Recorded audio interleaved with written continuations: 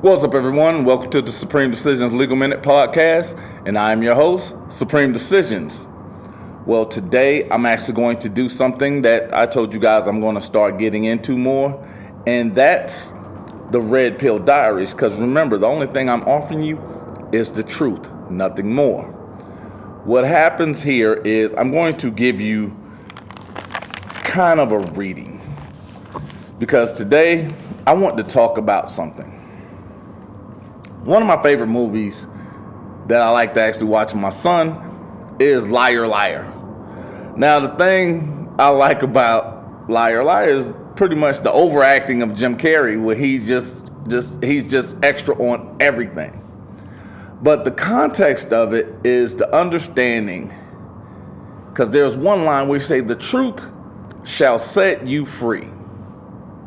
He did all the legalese and he did everything he could. But the one thing that actually separated him and allowed him to get his client to come home was the truth. The reason why, to me, that was important, and that was one of the things that was the light, there was another scene. And the scene was, what color is the pen? What color is the pen? He said, the pen is blue.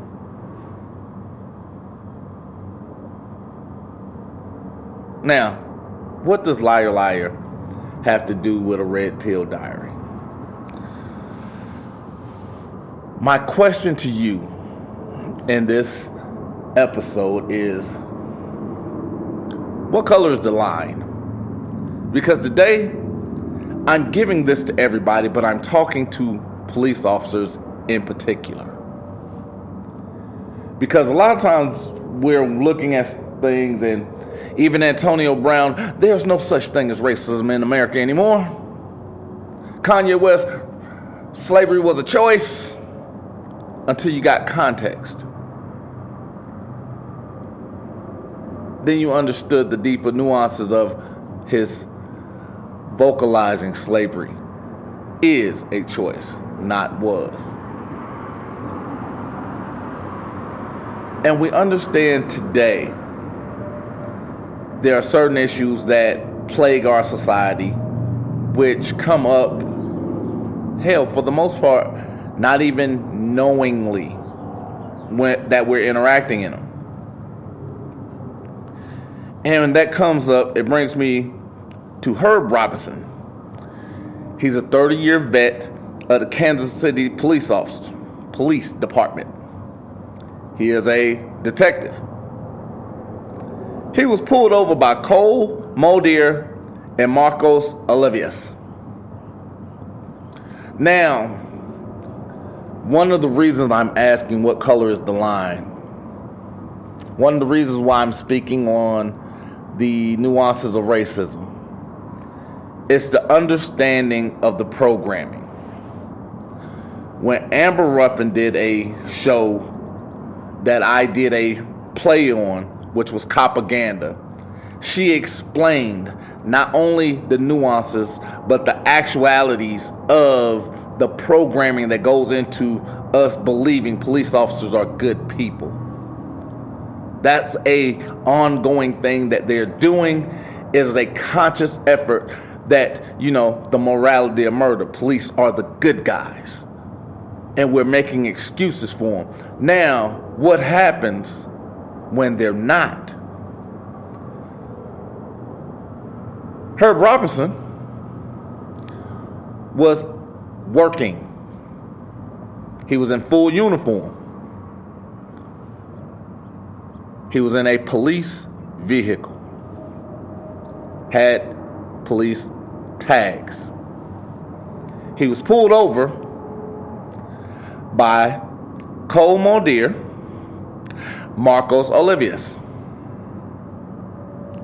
Now, I did that deliberately because one of the things I say is oftentimes people take it as exaggeration. But most of us have no real context of who it is we are angry with or should be angry with.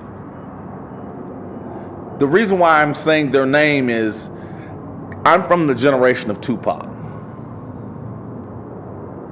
Tupac wrote a song and he kept stating it, it's the realest thing I've ever wrote.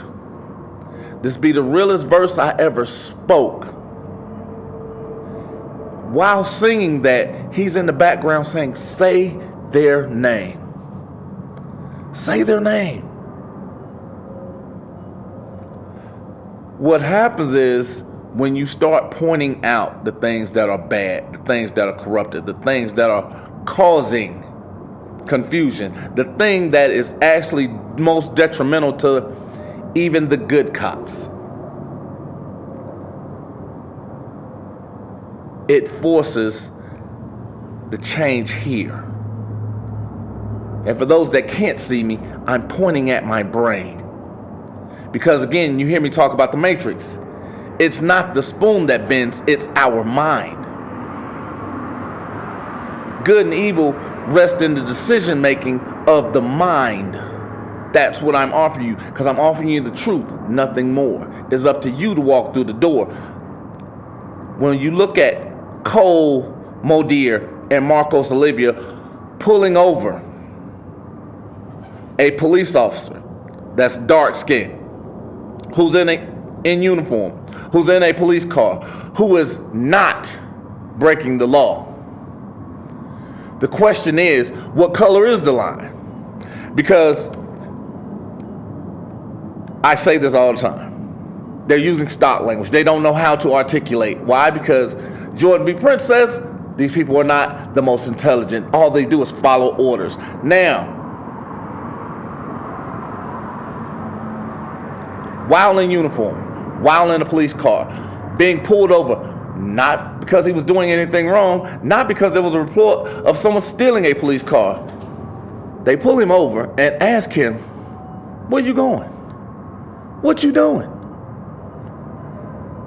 He's like, dude, I'm at work. He's then berated by Cole Modier and Marcos Olivius. He's berated. Well, you're a dumbass. But they're the ones who actually did something dumb. They then proceeded to do what I say they always do. Why? Because they can't articulate. They're given stock language because they can't think for themselves. They then proceed to lie and misrepresent what happened during the stop, forgetting their body cameras began recording 30 seconds after the stop began, and both officers are heard lying and attempting to berate. You know, because again, I'm going to bring up Officer Kelvin Dingle. You know, because they're professionals. They're trained to be professionals. They're trained to de-escalate the situation. Where was their professionalism? If they were de-escalating, why are they berating a fellow officer? What color is the line?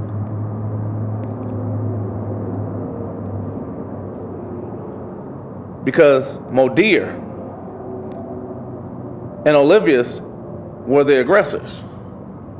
Why? They can't say they were in fear for their life because he is wearing the same uniform they are. They can't say he was being obnoxious because he asked them why did they pull him over.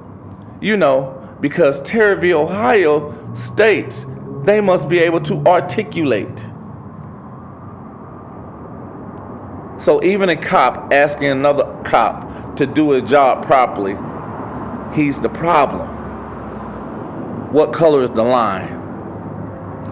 Chief Eddie Simmons, while in a police truck and showing his badge, he asked why officers on the scene were not performing the totality of circumstances. He had an issue. Officer Eddie Simmons had an issue. He was on the highway. And while on the highway, he makes a phone call to 911, which is not their emergency line, but he makes a call into 911 to their dispatch line to get note, hey, this guy is doing something. Might want to get someone out here to check him. Well, this guy then makes a frantic 911 call and says, oh, he's holding a gun out the window. He's doing all this stuff while then cutting off and then going back and following Eddie Simmons. Eddie Simmons pulls into a place with cameras. Why? Because again, Eddie Simmons is training his officers to be transparent. Eddie Simmons is attempting to change culture. He's attempting to change perception of police officers. Yet, when encountered by subordinates and counterparts, he's asking them why they aren't doing their job properly. Why did they let the white man go? Because, oh yes, Eddie Simmons has dark skin. Everyone there that came onto the call was not. What color is the line?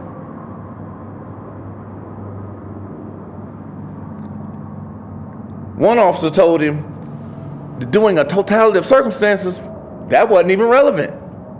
Yet it's a requirement for each and every call, because in order to make a conscious decision to exercise officer discretion,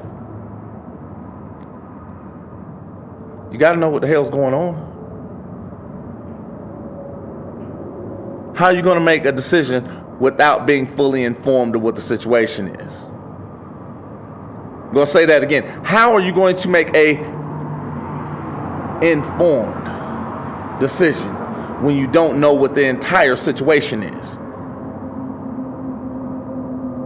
But again, they're doing what they're trained to do.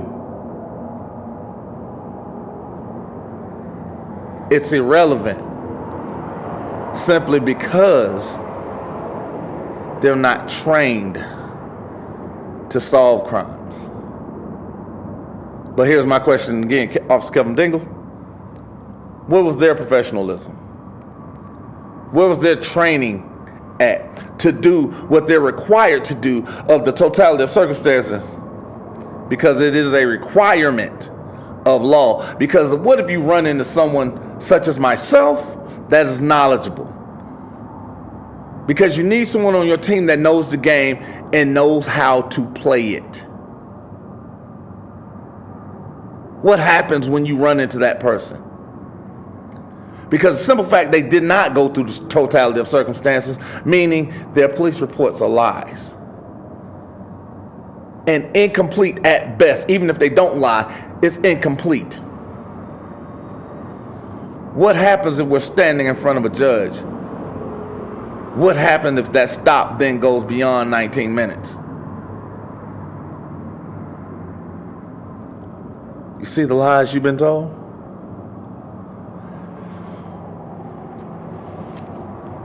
When I say they're not trained properly, they're not even trained to follow law. They're not trained to solve cases. They are trained as attack dogs. I'm going to say that one more time. They're trained as attack dogs.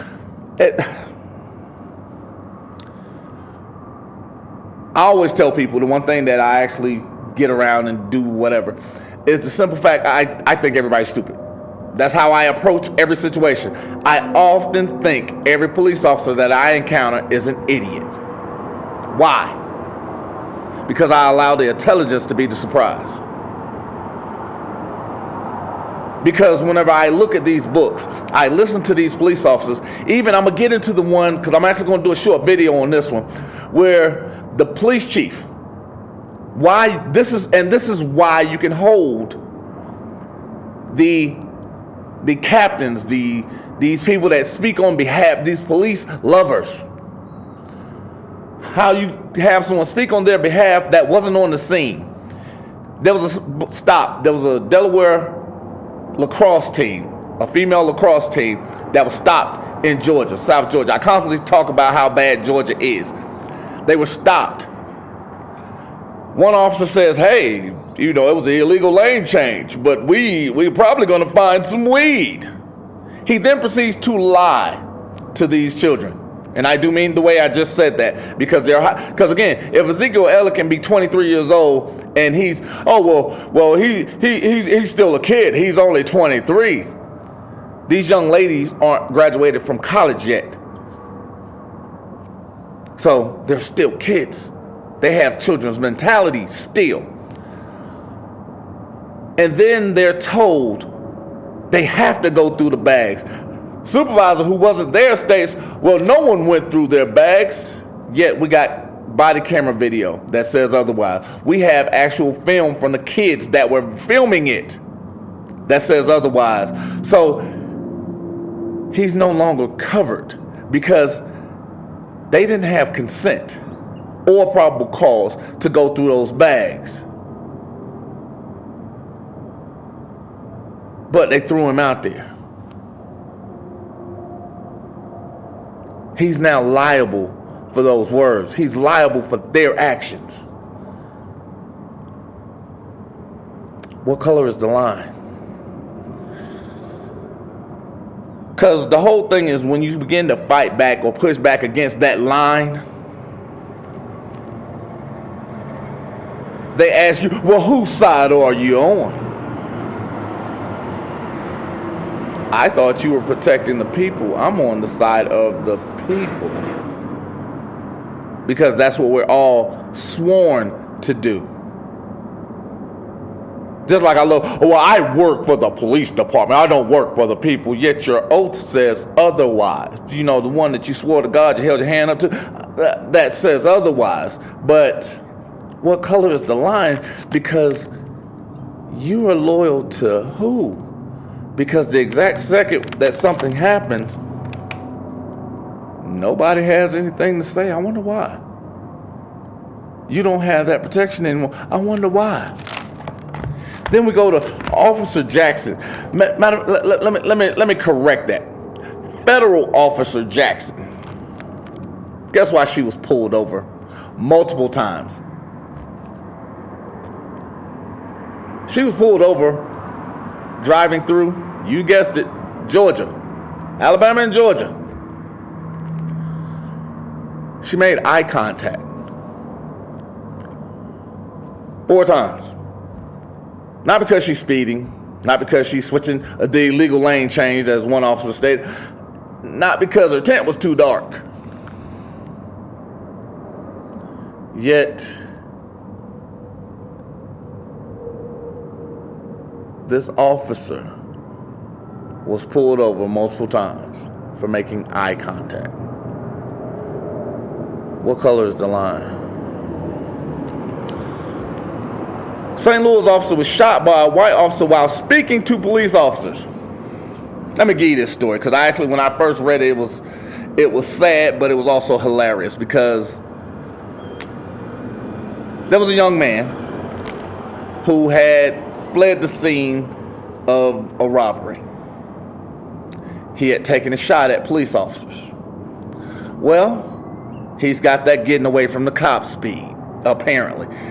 Well, in the midst of going through a residential neighborhood, an off-duty officer, dark skin,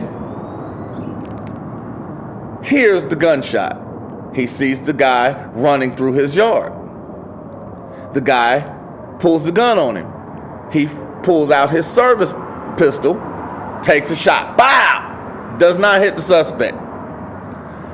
As he's doing that, 2 other officers pull up on the scene. He puts his hands in the air. Officers draw down on him, and he says, I am a police officer. My badge is here. They pick him up off the ground while he's speaking to an officer.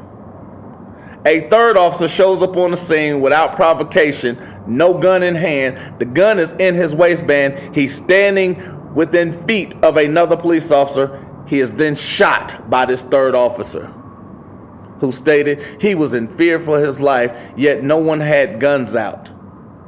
Say that one more time. A man that was standing, speaking with officers. He was complying. He wasn't irrational. He wasn't belligerent. He wasn't fighting back. He wasn't even talking back. He was speaking calmly to another officer who had already shown up on the scene and had already assessed the situation, who had already put up his gun. Third officer pulls up on the scene and shoots him. The department then put him on leave because he decided to say, hey, this guy owes me an apology at least. He didn't kill me, but he owes me something. What color is the line?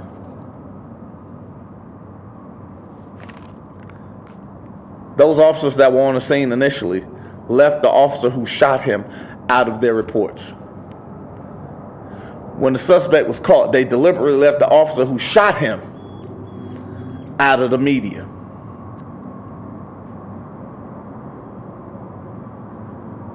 What color is the line?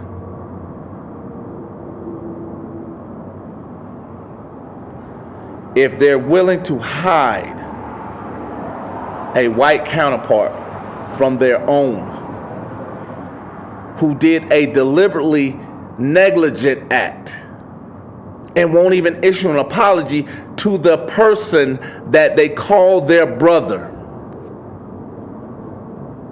what color is the line?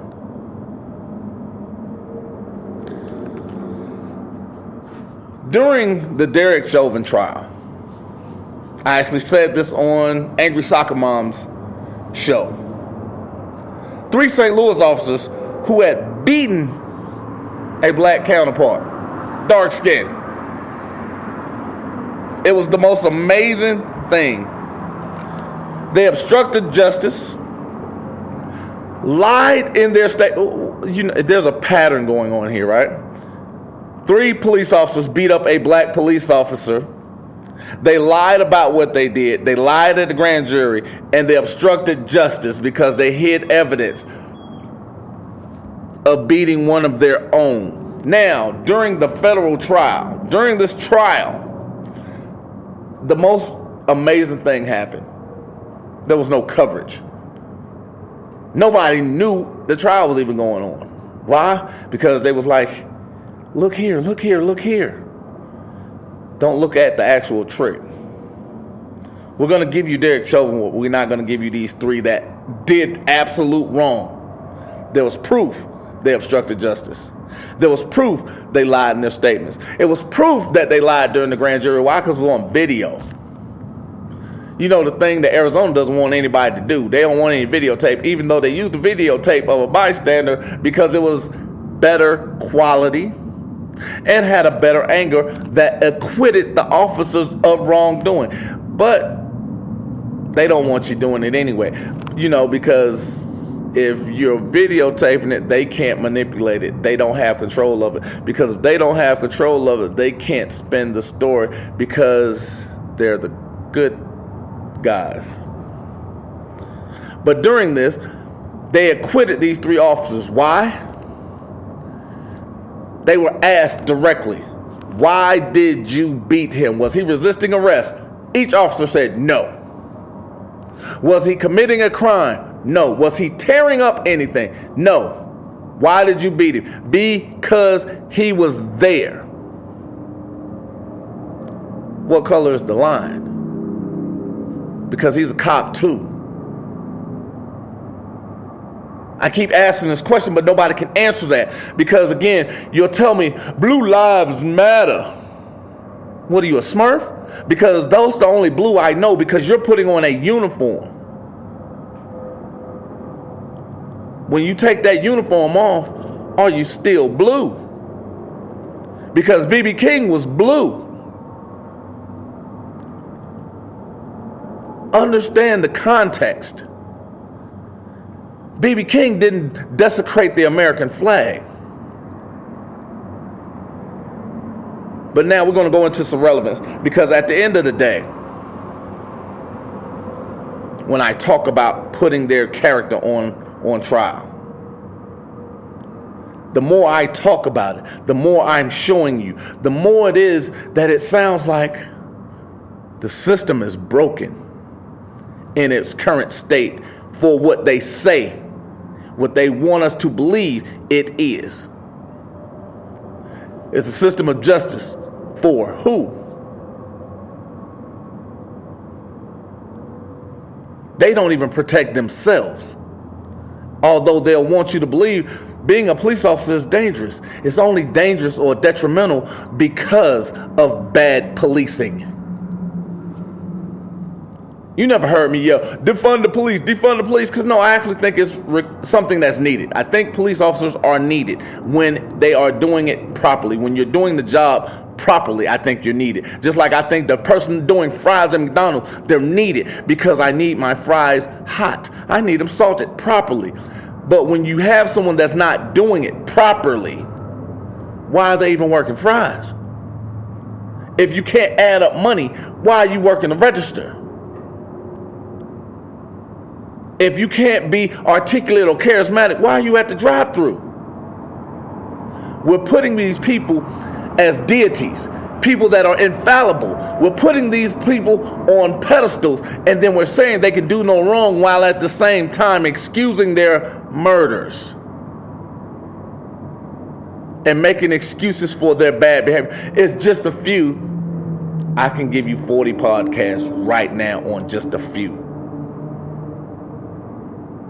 I can give you 40 podcasts on just officers planting evidence, even though they're worried about their livelihood and health. At least that's what they're telling us. I could give you officers that are planting evidence. But again, I thought they were to get the bad guys, not be the bad guys.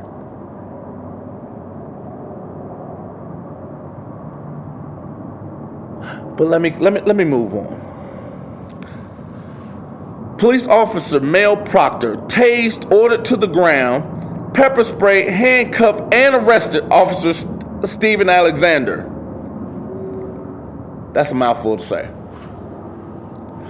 Officer Mel Proctor tased, ordered to the ground, pepper sprayed, handcuffed, and arrested Officer Stephen Alexander while walking and carrying groceries in full uniform.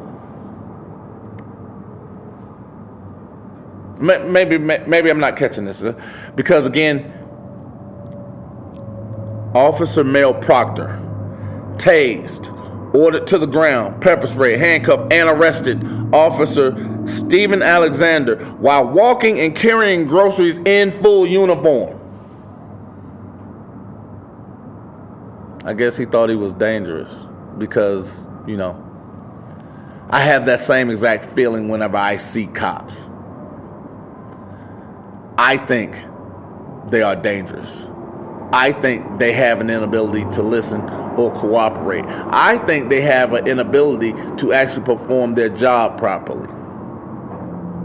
Mel Proctor thought the exact same thing when he saw another police officer.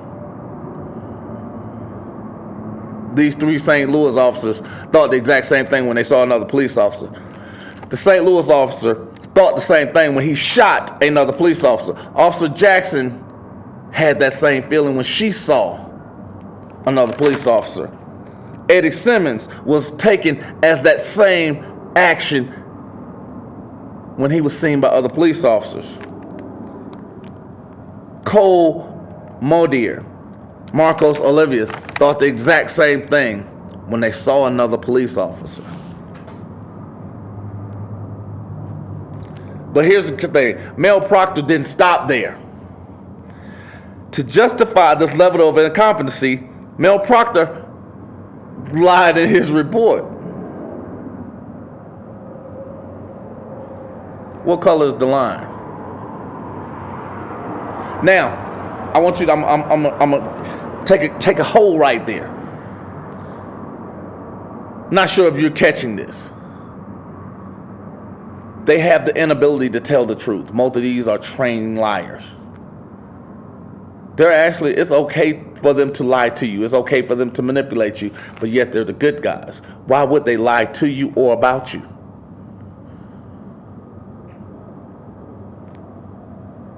Why wouldn't they when they're lying on each other? When they're manipulating each other. They have a culture of this. All these are in different places. It's amazing the uniformity. Because all of these are taking place all across this country. It's not just one state. However, Georgia could give me plenty to write about, could give me plenty to talk about, could give me plenty to show. But I'm going all over the country because I want you to understand it's not just one place. These are not isolated incidents. These are culturized, cultivated. These are the things that are being nurtured and produced. These are the things when you hear people complaining about. These are the questions that are being asked. Why? What color is the line? If I can't reprimand my brother, do I really love them? If I'm putting on that suit and it doesn't represent integrity, courage, or strength, why am I putting it on?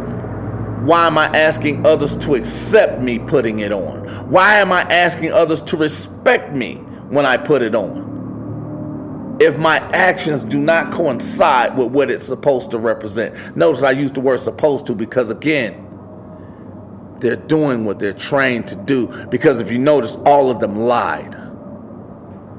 All of them deliberately covered up their actions because nobody's taught to take responsibility for their actions, even given an excuse. Because even whenever you looked at Casey White, they were escaping. The jailer actually had several built-in excuses. Well, maybe she was coerced. Well, maybe he had threatened her. Maybe she put in the paperwork 3 days prior, which was Tuesday, and had a dry run that day she put the paperwork in. And then she set up everything down the street so that way they can, but then that will make her culpable.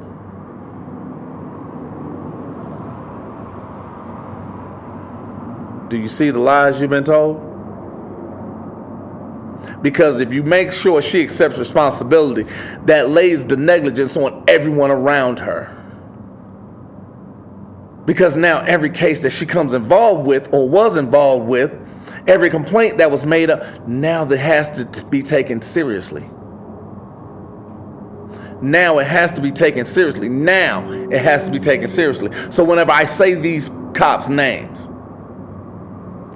because most of them are still working, any interaction they have, why are you not fighting it? They're known liars. If they're put on the stand, it's an automatic dismissal because the DA is now putting a known liar on the stand. This is why they don't want a countrywide Brady list. This is why they fight so hard to say, okay, well, we're going to get rid of records, police complaints in 60 days. You don't even have to be taken to court for 90. So now we don't have records for 90 days, but they're getting destroyed. Again, you see the lies you've been told? Because when I speak, I'm hating cops. Why is it I'm not hating bad policing? Why am I not hating the encouragement of fuckery? Why is that not an option? It's only one option. Why is that it? Why is it not multiple choice? Why can I not have other ideas? Why can I not have other opinions of it? Why can I not see a world differently from what they're telling me it is? See the trick over here? See the lies you've been told? I want to make sure you understand what this is.